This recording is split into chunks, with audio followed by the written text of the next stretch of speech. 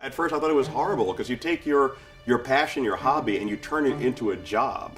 This could ruin everything.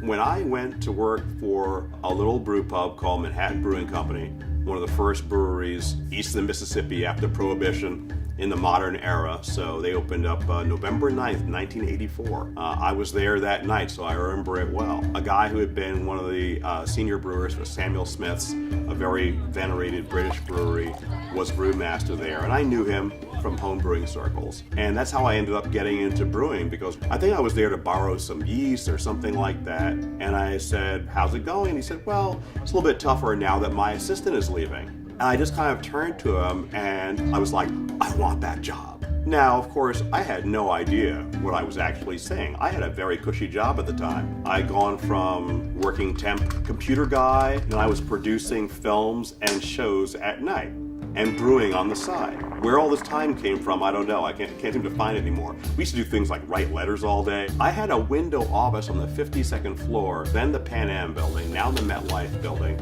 I worked for a top law firm. I made a lot of money. I liked my boss. I traveled a lot. I went to China in like 1988 for a few weeks. Nobody went to China in 1988. It was kind of cool. I took a 75% pay cut and ended up in July in a room full of boiling liquid, no air conditioning. I'm sitting there dragging around hoses. I'm saying to myself, oh no, I have a degree and like, I'm a plumber. It was everything that I wanted, but what I didn't realize is what it actually was. 50% of brewing is cleaning. It is not glamorous work. First thing in the morning, get a couple of garbage bags, climb up the kettle, and get in whole hops, dig them off the bottom of the kettle with your hands. About 2 weeks in, I was asked to take a bucket of very, very hot wort, something had gotten stuck, and throw it into an open fermenter.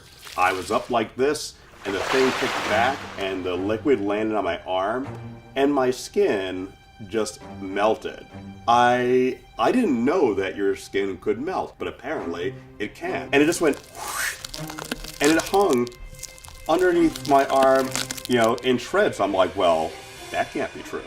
That's an illusion. That can't happen. And I remember calling downstairs to the chef.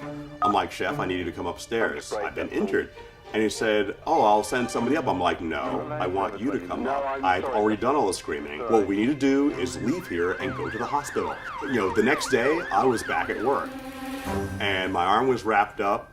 I'm here, we're gonna do this thing. When you go from being an amateur to a professional, what you have to do is find in the professional side of it the thing that made you want to do it in the first place. It's like whatever made you want to be a brewer. You have good days and you're gonna have bad days. I've been brewing for 27 years. I can start to see where the goal is.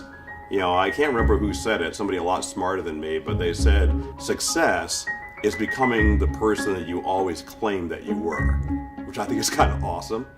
We might not be always every day the brewery that we want to be, but I can see it from here. That's kind of the beautiful part, and the thing is, we go out every day and we chase that damn rabbit.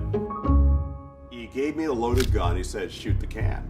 I start to back up. It's like, no, I didn't say back up, shoot the can. And the can's right there on the ground. So I take this 20 gauge shotgun, and I'm just like, boom! And he's like, all right, now find me some tomatoes. There was an inside out can, and there was a red mist hanging in the air, and I couldn't find any tomatoes.